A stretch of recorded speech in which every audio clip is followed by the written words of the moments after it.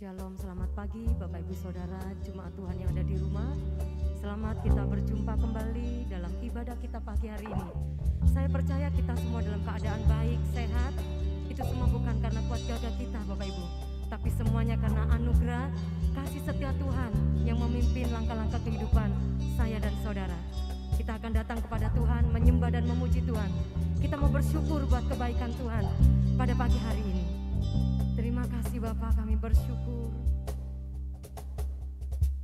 Seperti rusa rindu sungaimu, jiwaku rindu Engkau. Amin. Kaulah Tuhan hasrat hatiku, ku rindu menyembahmu.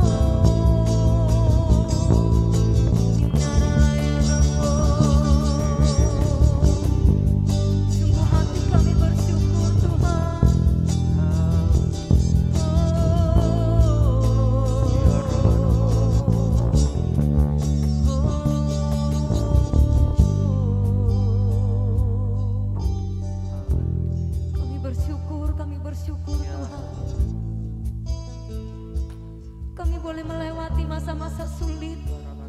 Kami boleh melewati keadaan-keadaan kami Tuhan. Meskipun badai ada dan menghadang langkah kami, tapi tangan-Mu yang kuat memegang kami Tuhan. Tangan-Mu yang perkasa memegang setiap langkah kami, sehingga kami boleh dihindarkan dari jerat maut, sehingga kami boleh keluar sebagai pemenang Tuhan. Jiwa kami sungguh merindukan Engkau Tuhan. Jiwa kami haus dan rindu akan Engkau Tuhan. Kami bersyukur pagi hari ini kami boleh datang hadir dalam undangan Tuhan yang dahsyat, besar dan mulia. Untuk kami bersama-sama dengan saudara seiman kami Tuhan.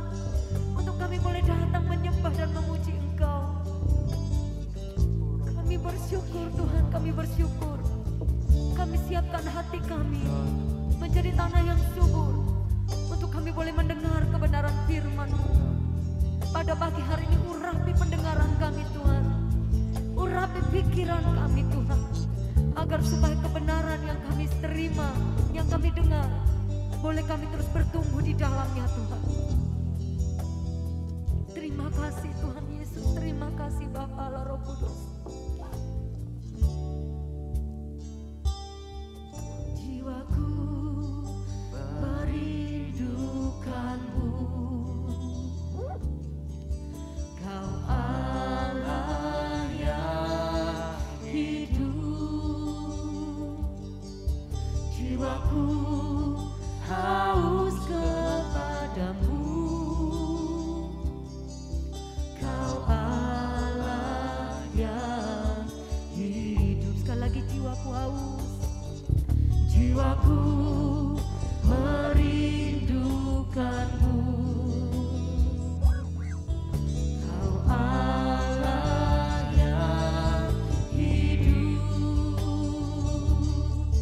Jiwaku haus kepadamu, Kau Allah yang hidup. Ku bersyukur kepadamu, sumber pengharapanku, penolongku dan Allahku. Tiada yang seperti-Mu. Ku bersyukur, ku bersyukur kepadamu, sumber pengharapanku, penolongku dan Allahku. Tiada yang seperti. Sekali lagi katakan, ku bersyukur, ku bersyukur, ku bersyukur kepadamu. Katakan, sumber pengharapanku. Amin. Penolongku, ya Allahku. Tiada yang seperti, tiada yang seperti, tiada yang seperti, tiada yang seperti-Mu, tiada yang seperti-Mu. Kami serahkan kepada hamba-Nya Pak Yoel Bega. Haleluya. Mari Bapak Ibu, kita bersatu hati di dalam doa. Bapa di surga, kami mengucap syukur Tuhan bahwa dalam segala peristiwa kehidupan kami, Engkau menuntun langkah kami Tuhan untuk melalui setiap musim dalam hidup kami. Dan itu membuktikan bahwa Engkau Allah yang setia kepada kami. Kasih setiamu tidak pernah berubah Tuhan. Dan karena kami mengucap syukur, Tuhan saat ini kami rindu merenungkan firman-Mu. Firman-Mu adalah kekuatan dalam kehidupan kami. Untuk kami boleh Tuhan berjalan, menapaki hari-hari esok di dalam kehidupan ini. Karena ya Bapa, hamba berdoa, Engkau yang mengurapi hamba kebenaran firman-Mu. Hanya firman-Mu lah Tuhan yang hamba sampaikan. Dan biarlah Tuhan memberikan kami hati seperti tanah yang subur. Sehingga tatkala benih firman itu ditaburkan, ia akan berakar, bertumbuh dan berbuah di dalam kehidupan kami.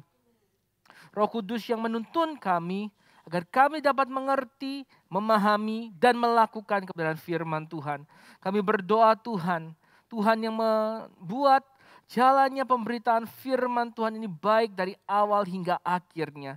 Segala Tuhan bentuk gangguan dari si jahat dalam bentuk apapun, kami bersati patahkan di dalam nama Tuhan Yesus Kristus.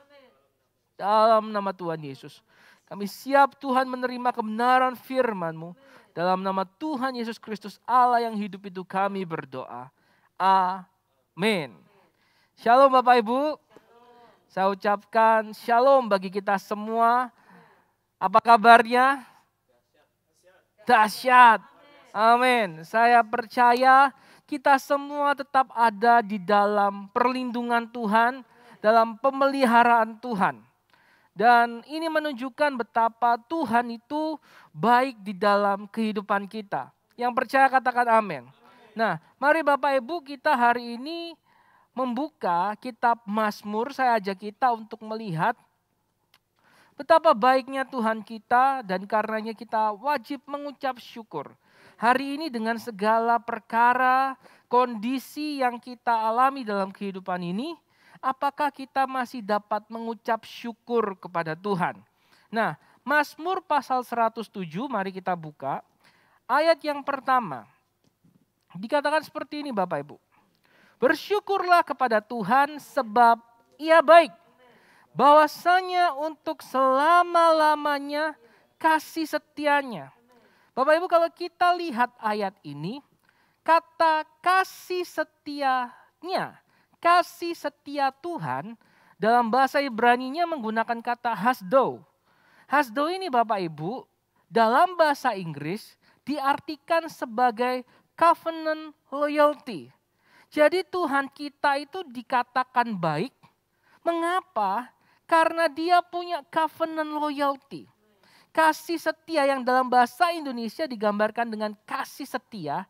Itu didasari dari covenant loyalty. Adanya sebuah janji yang Tuhan ikat dengan orang percaya. Dengan orang-orang yang dikasihinya.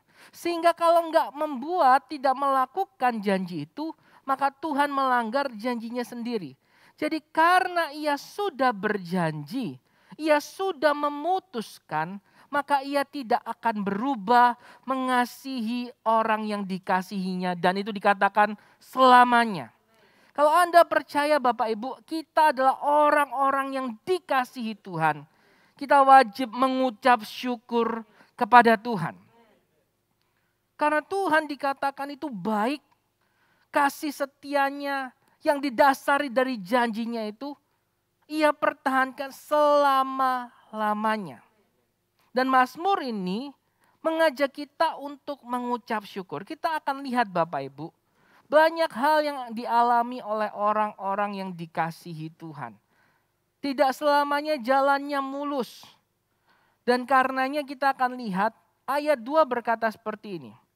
Biarlah itu di ayat pertama tadi, ucapan syukur itu dikatakan orang-orang yang ditebus Tuhan. Yang ditebusnya dari kuasa yang menyesakan. Ditebus itu sama dengan dibebaskan, dilepaskan.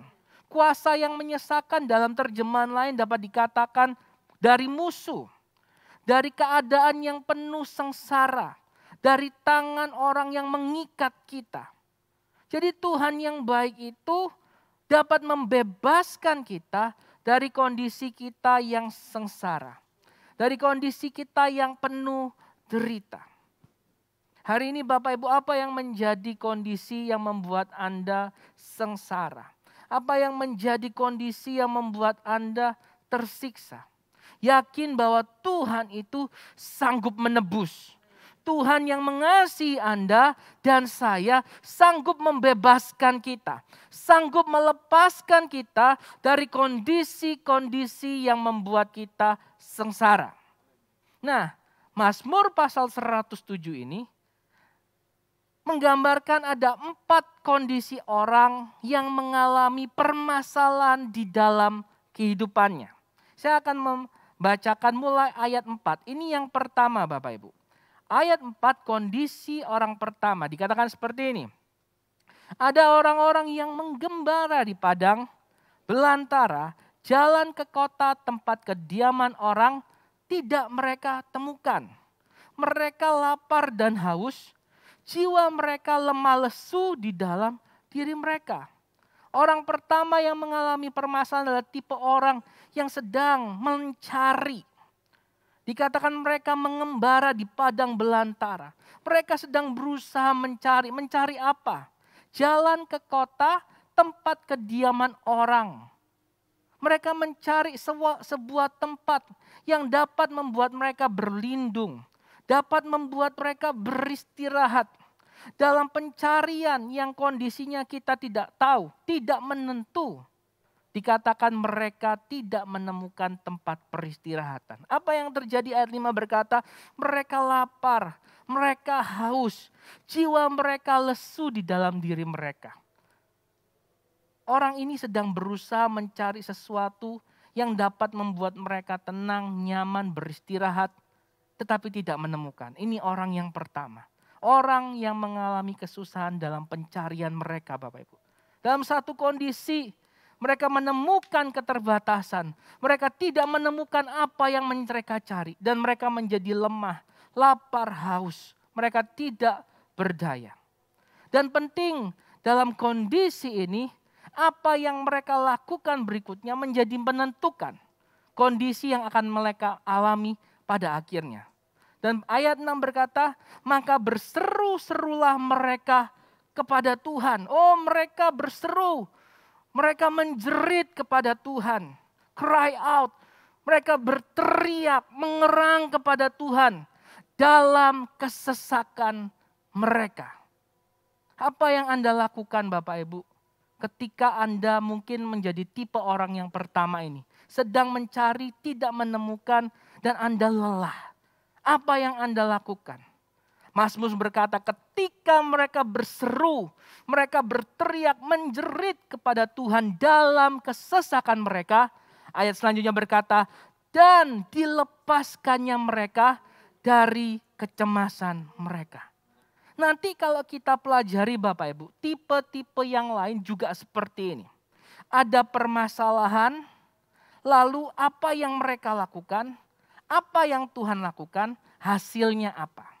Nah dari ayat ini saya kembali, mereka dilepaskan ketika mereka berseru. Baru Tuhan melepaskan mereka dari kecemasan mereka. Ada kaitannya Bapak Ibu antara permasalahan dengan kecemasan. Seringkali kita jumpai ketika kita mulai menemukan diri kita dalam kondisi yang tidak seperti yang kita harapkan. Kita menemukan tantangan permasalahan. Hati ini enggak tenang. Pikiran ini enggak tenang. Kita mulai dikuasai kecemasan. Ketika kecemasan itu mulai menguasai, maka yang terjadi kondisi kita ini semakin buruk Bapak Ibu. Kondisi kita baik secara kejiwaan itu akan mempengaruhi juga kondisi fisik tubuh kita. Orang yang dikuasai kecemasan sedikit-sedikit enggak enak. Mau ini salah, mau itu salah. Belum lagi kalau kondisi fisiknya memburuk. Bisa-bisa karena cemasnya, karena takutnya asam lambungnya naik. Dia merasakan sakit. Dia merasakan enggak enak. Dan itu semakin memperparah kondisinya. Maka itu Bapak Ibu, kalau Anda ingin lepas dari kecemasan, mari coba untuk mulai. Jangan lagi lihat permasalahannya. Tapi mulailah untuk berseru kepada Tuhan. Ada hubungannya antara permasalahan dengan kecemasan. Tetapi yang kita lihat di sini, kecemasan tidak akan memperbaiki kondisi. Kecemasan hanya akan memperparah kondisi. Karena itu dikatakan ketika mereka berseru, orang-orang ini dilepaskan dari kecemasan mereka. Tuhan itu baik, Tuhan gak mau kita dikuasai oleh kecemasan kita Bapak Ibu. Tuhan mau kita benar-benar bebas, benar-benar dilepaskan. Karena ketika kita sudah lepas dari kecemasan, mulai kita bisa memikirkan firman Tuhan. Ketika kita memikirkan firman Tuhan, di situ kita punya harapan. Di situ kita berani memperkatakan kebenaran. Di situ kita berani bernubuat. Kita berani berkata, hai masalah, aku punya Tuhan yang besar. Ketika kita sudah memikirkan firman Tuhan, maka hal-hal yang besar itu bisa kita alami dalam kehidupan kita. Ayat 7. Di bawahnya mereka menempuh jalan yang lurus sehingga sampai ke kota tempat kediaman orang. Biarlah mereka bersyukur kepada Tuhan karena kasih setianya, karena perbuatan-perbuatan yang ajaib terhadap anak-anak manusia, sebab dipuaskannya jiwa yang dahaga dan jiwa yang lapar dikenyangkannya dengan kebaikan. Apa Anda sedang mencari Bapak Ibu seperti tipe orang yang pertama ini? Mari berserulah kepada Tuhan. Karena dengan berseru kepada Tuhan, bukan hanya Tuhan akan melepaskan Anda dari kecemasan. Ia mampu memuaskan Anda. Memuaskan jiwa yang dahaga, jiwa yang lapar. Yesus berkata, marilah aku ini roti hidup. Kalau Anda mau datang kepada kebenaran, kepada firman, kepada pribadi yang bernama Yesus itu, Anda akan mengalami kepuasan di dalam hidup.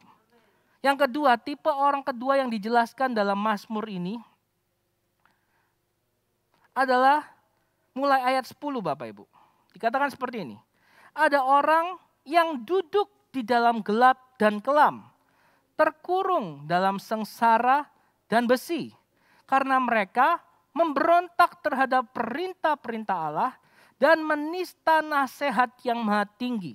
Maka ditundukkannya hati mereka ke dalam kesusahan, mereka tergelincir dan tidak ada yang menolong. Tipe kedua adalah orang yang mengalami siksaan karena mereka melakukan pelanggaran. Pelanggaran itu pemberontakan terhadap Allah.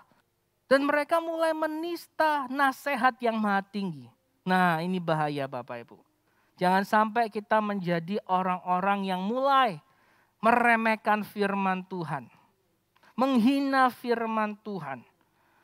Tidak lagi mentaati kebenaran firman Tuhan. Walaupun kita orang percaya, kita masih bisa jatuh dalam kondisi yang seperti ini. Dengan segala macam alasan kita, kita ini gak mungkin lah kayak gitu. Saya cuma pergi sebentar aja sama teman saya ke klub malam. Gak mungkin lah minum-minuman. 1-2 hari kita lewat. Tapi tiba-tiba mulai digoda untuk minum, mulai digoda untuk rokok atau sebagainya. Karena kita terus bergaul dengan mereka, kita ikut. Dan mulai kita melanggar. Sudah gitu dinasehatin, ayo berhenti. Kamu gak ngerti sih permasalahan saya.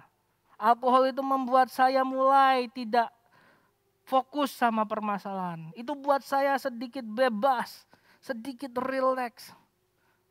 Mulai dia tidak lagi peka sama teguran dan didikan Tuhan. Akibatnya satu ketika sampai pada masanya, ia sakit. Paru-parunya sakit, jantungnya sakit. Mereka mengalami kesakitan karena kesalahan mereka. Mereka tidak lagi mendengarkan firman. Mereka tidak lagi menghargai didikan Tuhan. Dan Tuhan menundukkan mereka. Lihat Bapak Ibu. Terhadap pemberontakan itu Tuhan tidak senang. Terhadap kecongkakan, kesombongan itu Tuhan tidak senang. Jangan karena kita hari-hari ini dalam kondisi yang aman atau masih punya segalanya, kita sudah tidak lagi bersikap rendah hati di hadapan Tuhan dan sesama. Ingat, Tuhan itu paling gak suka dengan kesombongan. Itu musuh utamanya Tuhan. Ayat 12 dikatakan, ditundukkannya hati mereka ke dalam kesusahan, mereka tergelincir dan tidak ada yang menolong. Bisa jadi Tuhan bisa pakai banyak permasalahan untuk membuat Anda belajar, membuat saya belajar untuk rendah hati Bapak Ibu. Entah jalan ini, jalan itu ditutup, tiba-tiba koneksi ini, koneksi itu tidak dapat lagi menolong kita. Kita dari yang tinggi statusnya bisa dibuat Tuhan, diizinkan Tuhan tergelincir dan tidak ada yang menolong. Memang terkadang kondisi nyaman, aman membuat kita lupa diri. Dan Tuhan kadang izinkan permasalahan mendidik kita Bapak Ibu. Tetapi lihat, betapa Tuhan itu mengasihi Bapak Ibu. Betapa kasih Tuhan. Betapa Tuhan setia terhadap perjanjiannya. Ayat 13, maka berseru-serulah mereka kepada Tuhan dalam kesesakan mereka dan diselamatkannya mereka dari kecemasan mereka. Kata kuncinya ini Bapak Ibu, berseru, menjerit sama Tuhan, minta ampun sama Tuhan, minta tolong sama Tuhan dalam kesesakan. Ini penting sekali saya tekankan dalam kondisi Anda tersesak. Anda mengalami tantangan permasalahan. Kondisi tipe 1 atau tipe 2 yang sudah kita pelajari ini. Apa yang kita lakukan? Ini penting Bapak Ibu. Kebenaran firman Tuhan mengingatkan kita, mari dalam permasalahan, dalam kesesakan kita berseru. Karena ini kuncinya, ketika kita berseru kepada Tuhan, Tuhan itu mendengar. Dan Ia mampu melepaskan kita, membebaskan kita. Nah baik, ayat selanjutnya dikatakan mereka keluar dari malam gelap dan kelam. Dan dianjurkan lagi ayat 15, 16, mereka harus bersyukur. Ayat 17, tipe orang ketiga Bapak Ibu. Tipe orang pertama tadi, mereka mencari. Tipe orang kedua, mereka memberontak terhadap Tuhan. Tipe orang ketiga, ada orang yang sakit oleh sebab kelakuan mereka yang berdosa. Dan disiksa oleh sebab kesalahan-kesalahan mereka. Mereka muak terhadap segala makanan. Dan mereka sudah sampai pintu gerbang maut. Hampir sama tadi contoh ilustrasinya Bapak Ibu. Tapi kali ini lebih ditekankan. Orang ini dalam kondisi yang sakit. Yang pertama tadi dalam mencari sesuatu. Yang kedua dalam kondisi mereka memberontak. Mereka mengalami permasalahan karena mereka tidak setia sama Tuhan. Dalam kondisi orang yang ketiga adalah mereka sudah dalam kondisi sakit. Apakah Bapak Ibu mengalami kondisi ini? Dikatakan ia sakit oleh sebab kelakuan mereka yang berdosa. Sudah dibilang ini COVID bukan hoax. COVID harus pakai mentaati protokol kesehatan. Ini bukan hanya perintah pemerintah, tapi ini sudah himbauan seluruh masyarakat dunia. Dan ada orang yang mulai berkata, saya aman. Saya nggak mungkin kena.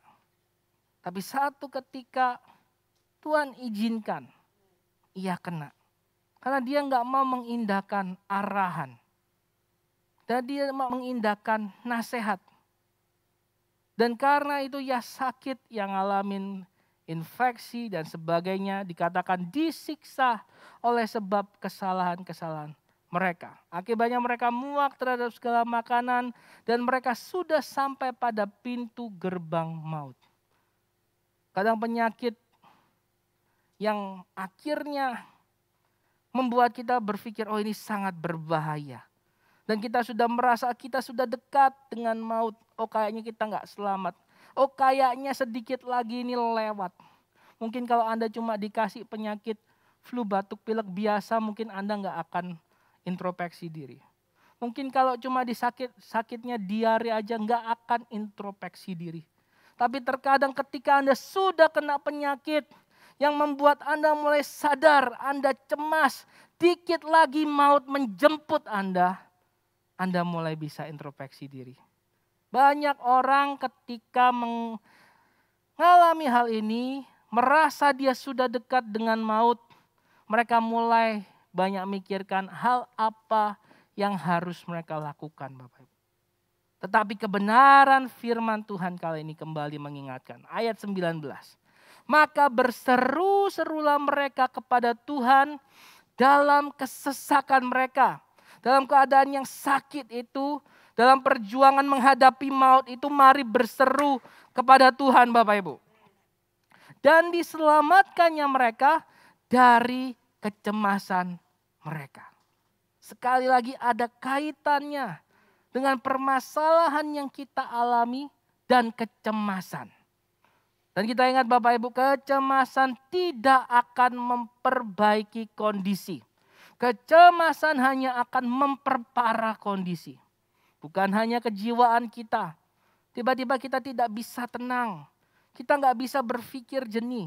Kita dikuasai ketakutan. Aduh, sakitku ini kayaknya tambah parah. Atau mungkin Anda bertanya, apa dampak dari penyakit ini? Lalu Anda search Google. Lalu Google memberikan analisa, oh penyakit ini, dampaknya ini, kalau nggak diobati akan seperti ini. Efek sampingnya akan seperti ini. Hal itu justru akan menambah Anda takut, membuat Anda cemas. Semakin cemas Anda nggak tenang, mempengaruhi fisik. Nggak bisa tidur, asam lambung bisa naik, ketakutan meningkat, dan Anda nggak bisa mengambil sebuah tindakan yang jernih. Dan sebagainya, dan sebagainya. Sekali lagi, kecemasan justru akan memperburuk kondisi. Karena itu dalam Anda menghadapi perjuangan tentang penyakit yang Anda alami, yang mungkin berat, Anda berjuang melawan penyakit itu, yang punya ancaman maut. Mari Bapak Ibu, berseru kepada Tuhan. Dalam kesesakan kita berseru, Tuhan sanggup menyelamatkan kita. Tuhan sanggup menyembuhkan kita. Ayat berikutnya dikatakan, disampaikannya firman-Nya dan disembuhkannya mereka, diluputkannya mereka dari liang kubur. Biarlah mereka bersyukur kepada Tuhan karena kasih setia-Nya, karena perbuatan-perbuatan yang ajaib terhadap anak-anak manusia. Biarlah mereka mempersembahkan korban syukur dan menceritakan pekerjaan-pekerjaannya dengan ada hal khusus. Tipe 1, tipe 2 dikatakan mereka cukup mengucap syukur sama Tuhan. Tetapi ketika masuk ke tipe yang ketiga, orang yang sedang sakit dan diluputkan dari maut, Tuhan mau kita mempersembahkan korban syukur. Tuhan mau kita menceritakan pekerjaan-pekerjaannya. Artinya Bapak Ibu, saya mendorong setiap kita. Kalau memang Anda sedang sakit dan karena Anda berseru menjerit kepada Tuhan, Tuhan sembuhkan Anda dengan kuasa-Nya yang ajaib. Mari saya dorong Anda untuk bersaksi. Bagaimana kuasa Tuhan menyembuhkan Anda, meluputkan Anda dari maut itu. Karena ini yang dikatakan. Ucapan syukur harus disertai dengan menceritakan, menyaksikan pekerjaan-pekerjaan itu. Yang keempat, tipe orang yang keempat Bapak Ibu. Ada orang yang mengarungi laut dengan kapal-kapal yang melakukan perdagangan di laut luas. Jadi tipe pertama orang yang sedang mencari sesuatu. Tipe yang kedua orang yang sedang dalam masalah karena memberontak terhadap Tuhan. Tipe yang ketiga orang yang sedang sakit, berjuang dengan penyakitnya. Penyakit yang berbahaya, mengancam nyawanya. Dan yang keempat adalah orang yang sedang melakukan pekerjaan. Orang yang sedang bekerja. Ya dikatakan mengarungi laut dengan kapal-kapal yang melakukan perdagangan di laut luas. Kondisi waktu itu orang yang berdagang sering dikaitkan dengan lautan. Mereka berdagang menggunakan kapal. Ini pedagang-pedagang yang besar. Hari ini mungkin Anda adalah orang yang berdagang lintas daerah dengan kereta kah, dengan pesawat kah, dengan mobil kah, dengan kapal kah mungkin. Mungkin Anda orang-orang yang tipe seperti ini. Dan dalam perjalanan bisnis Anda, saya katakan seperti itu, menemukan masalah. Lihat ayat 24. Mereka melihat pekerjaan-pekerjaan Tuhan dan perbuatan-perbuatan yang ajaib di tempat yang dalam. Ia berfirman, maka dibangkitkannya angin badai yang meninggikan gelombang-gelombangnya. Mereka naik sampai ke langit dan turun ke samudera raya. Jiwa mereka hancur karena celaka. Dalam perjalanan bisnis atau dalam menjalankan usaha Anda menemukan permasalahan. Sampai seperti A27 Anda pusing, terhuyung-huyung seperti orang mabuk dan kehilangan akal. Mungkin Anda menemui kondisi Anda seperti ini. Anda sedang jalankan bisnis tapi menemukan permasalahan yang sampai membuat Anda udah gak tahu lagi harus mau buat apa. Ayat 28, maka berseru-serulah mereka kepada Tuhan dalam kesesakan mereka dan dikeluarkannya mereka dari kecemasan mereka. Dibuatnyalah badai itu diam sehingga gelombang-gelombangnya tenang. Mereka bersukacita sebab semuanya reda dan dituntunnya mereka ke pelabuhan kesukaan mereka. Lihat, ketika dalam bisnis itu Anda menemukan permasalahan, Anda berseru menjerit kepada Tuhan, Tuhan lepaskan.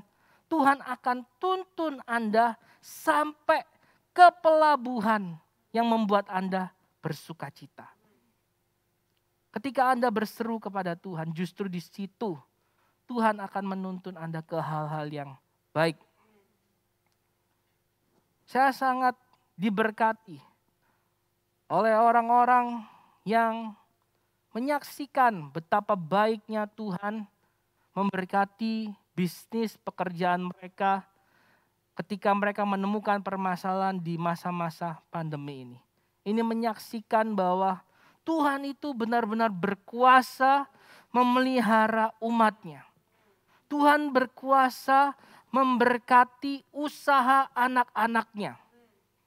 Banyak hal yang saya dengar, ada beberapa kesaksian. Dan mungkin Bapak Ibu juga sudah mendengarnya.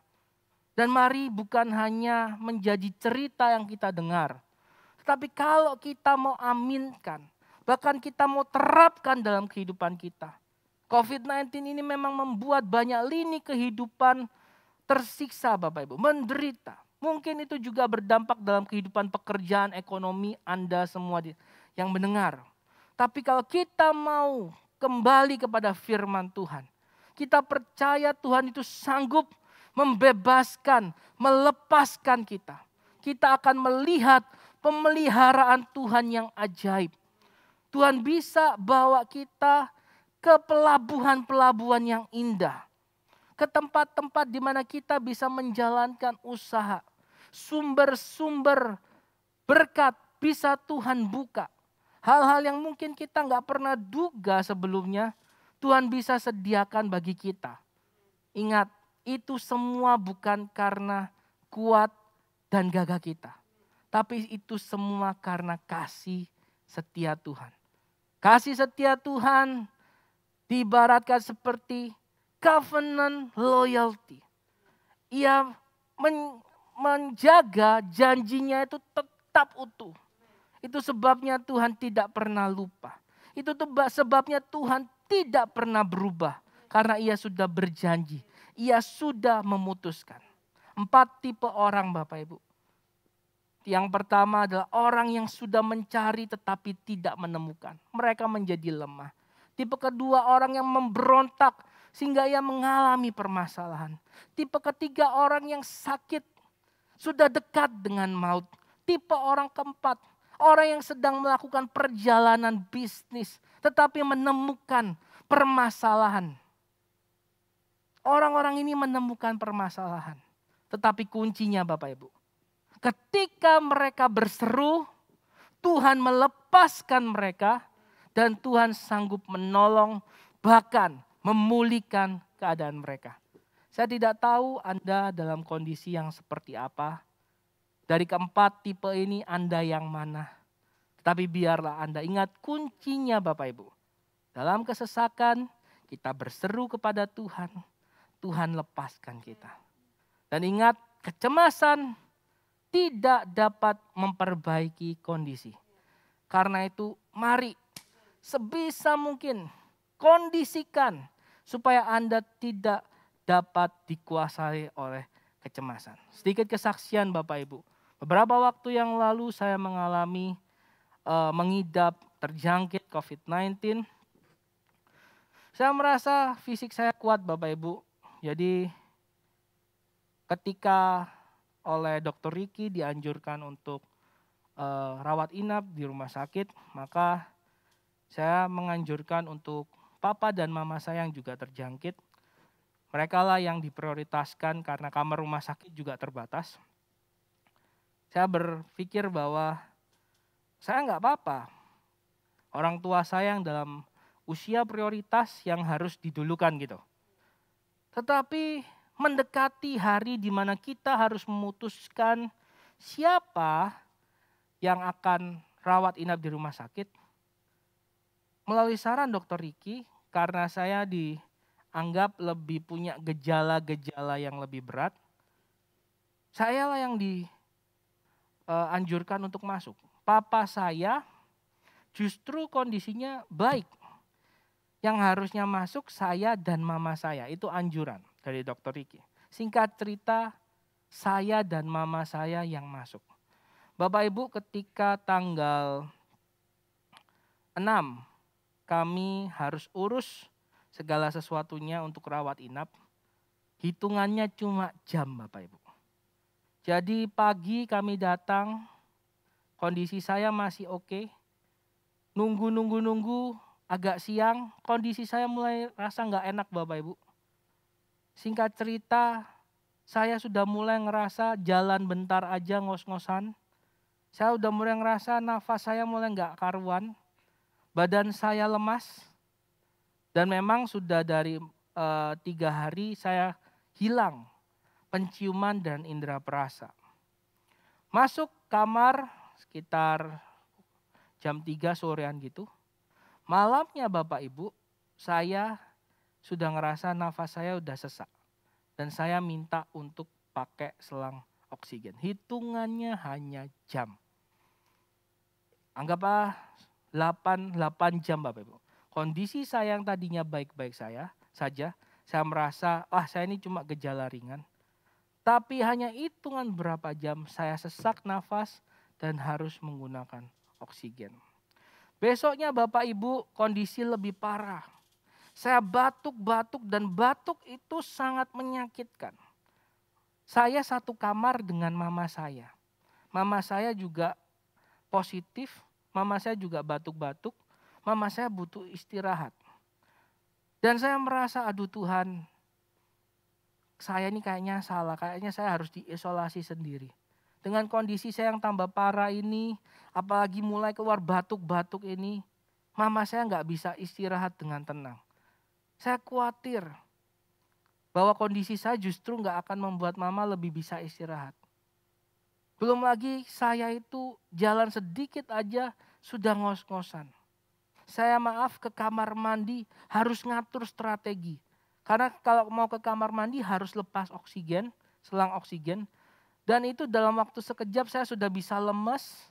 Kuku saya bisa membiru Bapak Ibu, tanda kekurangan oksigen. Dan yang paling mengerikan adalah pikiran saya diserang. Waduh saya ini kenapa, aduh ini sangat menyakitkan, ini menakutkan, kayaknya saya nggak bisa bertahan. Jadi itu yang menjadi perjuangan saya. Sudah sakit tapi yang lebih parah memang adalah pikiran Bapak Ibu. Dan itu tidak sama sekali tidak memperbaiki keadaan. Sampai saya teringat sebuah kesaksian dari seorang yang sudah sembuh dari COVID. Dia berkata hati yang gembira adalah obat. Di situ saya berusaha untuk membuat kondisi Bapak Ibu. Saya putar lagu rohani, saya menyanyi, saya berseru kepada Tuhan. Saya menjerit, saya berdoa. Papa saya telepon, Yoel, berbahasa roh, saya berbahasa roh. Ketika saya mulai sakit, saya berkata, Tuhan Yesus, tolong saya. Tuhan Yesus, tolong saya. Jadi secara lahiriah Bapak Ibu, saya yang tadinya yang paling baik mungkin, justru waktu itu saya yang paling drop. Kondisi saya yang dikatakan mungkin yang paling jelek. Dengan segala gejala yang diperlihatkan Bapak Ibu. Saya batuk-batuk, saya sesak nafas, pikiran saya sudah kacau. Tapi saya karena mengingat itu, saya mengkondisikan, saya berusaha. Saya berseru kepada Tuhan. Dan di situ saya menemukan pertolongan Tuhan.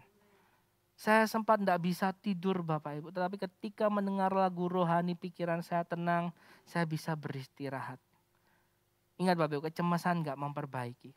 Singkat cerita, tanggal 6, tanggal 7 saya dites lagi PCR. Dan ajaibnya Tuhan Bapak Ibu, saya negatif.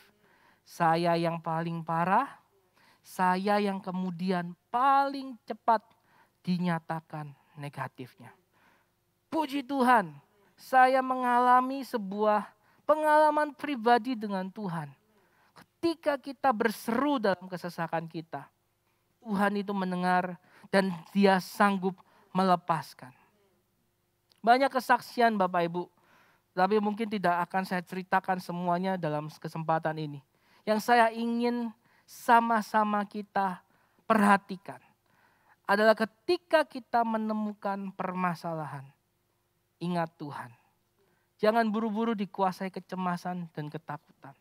Jangan diburu-buru untuk ambil jalan pintas. Itu berbahaya Bapak Ibu. Jangan dikuasai kecemasan. Tapi mulai kondisikan diri untuk secepat mungkin berseru kepada Tuhan. Untuk secepat mungkin ingat firman Tuhan. Untuk secepat mungkin cari Tuhan. Disitulah Anda akan menemukan jalannya. Disitulah Anda akan menemukan Tuhan melepaskan Anda terutama dari kecemasan. Dan baru berikutnya dikatakan Tuhan menolong berdasarkan permasalahan-permasalahan Anda. Jangan menyerah Bapak Ibu. Tetap percaya Tuhan itu baik. Ingat ketika kita mengalami kondisi ini. Pemazmur berkata, kita sepantasnya mengucap syukur kepada Tuhan. Sebab Ia baik, bahwasanya untuk selama-lamanya kasih setianya. Tuhan memberkati kita semua. Mari Bapak Ibu kita akhiri ibadah ini. Kita terima berkat dari Tuhan.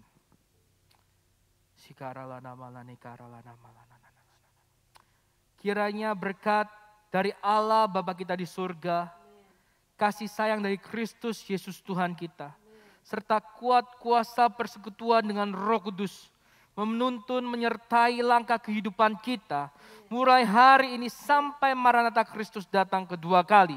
Tuhan memberkati rumah tangga kita. Tuhan memberkati pekerjaan kita. Tuhan memberkati studi dari anak-anak kita. Bahkan segala hal yang sedang kita upayakan dan kerjakan. Tuhan memberkatinya. Terima berkat Tuhan di dalam nama Tuhan Yesus Kristus. Haleluya. Amin.